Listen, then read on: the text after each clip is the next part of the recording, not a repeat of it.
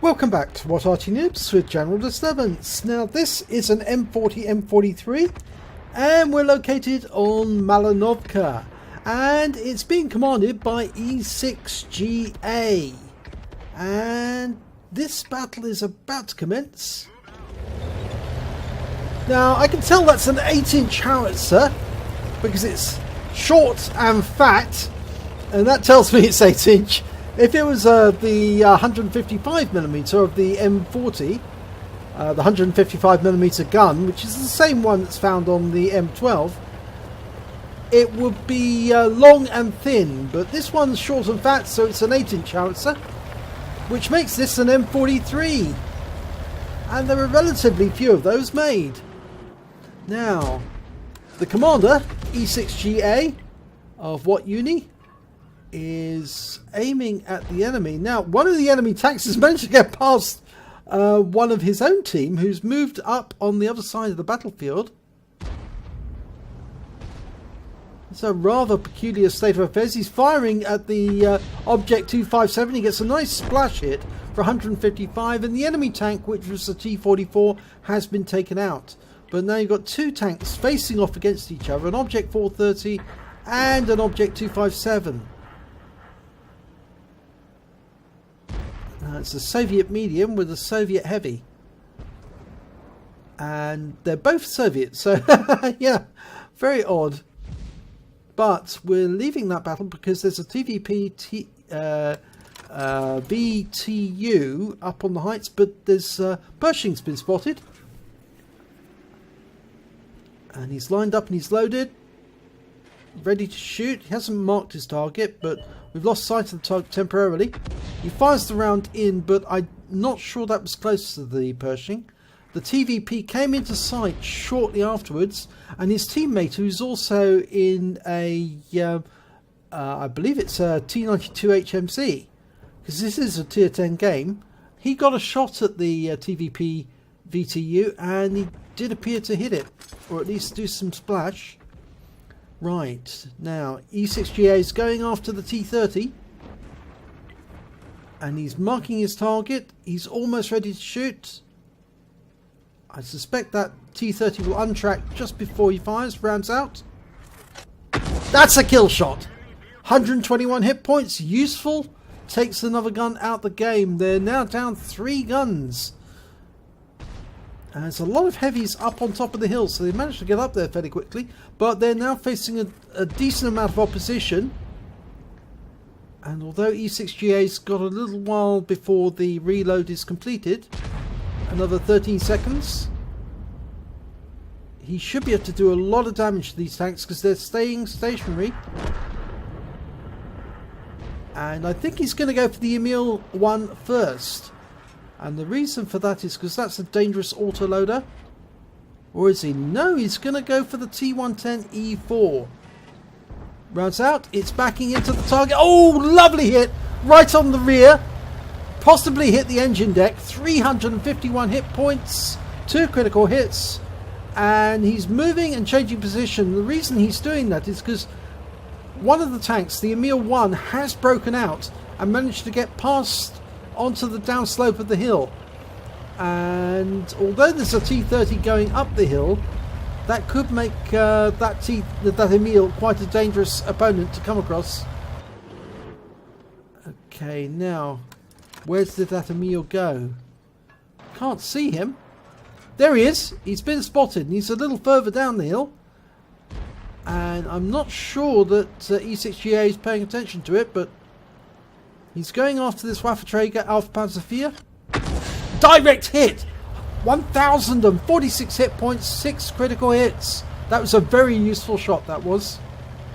Now he's backing up a little bit more, relocating to avoid counter battery, but also mainly because he needs to get after that Emil, because that Emil's a dangerous threat to him, and the Emil's been killed. That's very helpful. He was taken out by the T30. Shows how dangerous the T30s are. Okay, which one is he going to go for? The Wizzy 11114 or the Super Conqueror? Well, I think I'd go for the Wizzy 11114. Or is he going to go for both? He could. Well, it was a splash on the Wizzy 111, but he actually did stun the Super Conqueror as well at the same time. So it was a useful shot. And I think the T92 is going to be firing as well. And in the meanwhile, the team seem to have done quite well because they've moved up towards the enemy cap. Now, the T92 indicated the Super Conqueror as his target, and he is stunned. So I think that E6GA is going to hit him as well. Yes, he did. 395, and that was a direct hit. 2 critical hits. Very useful. And that would have helped his teammate, the T92, because he's now picked up a lot of stun assist off that.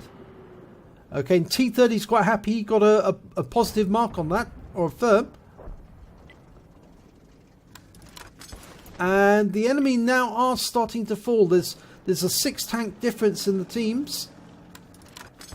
Now there are some enemy tanks still near the cap. There's a Rheinmetall Borsig Waffenträger, and he's hiding behind that rock. But the thing is that E6 can stun him or splash him from there.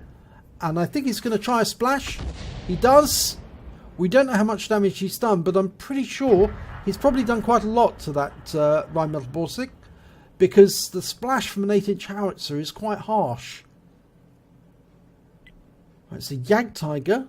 Looks like T92 is going after that. In fact, everybody's now switching to the tanks which are defending the cap. Oh, you can see the amount of damage he did to the Rheinmetall Borsig. It's only got 32 hit points left. That splash must have been an incredibly big one.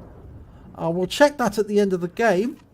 Jagdtiger takes a terminal hit from the T92, and he's out the game. So that means the T92 managed to get 3 kills. But E6GA has not been a slouch either, because he's been very busy hitting most of these tanks. And I think the others have been picking up on the benefiting from the shots that he fired. Okay, we're looking for a counter battery. Now there's the enemy. Okay, FV207, he fires the round out. Oh, and it splashes the FV207, 235.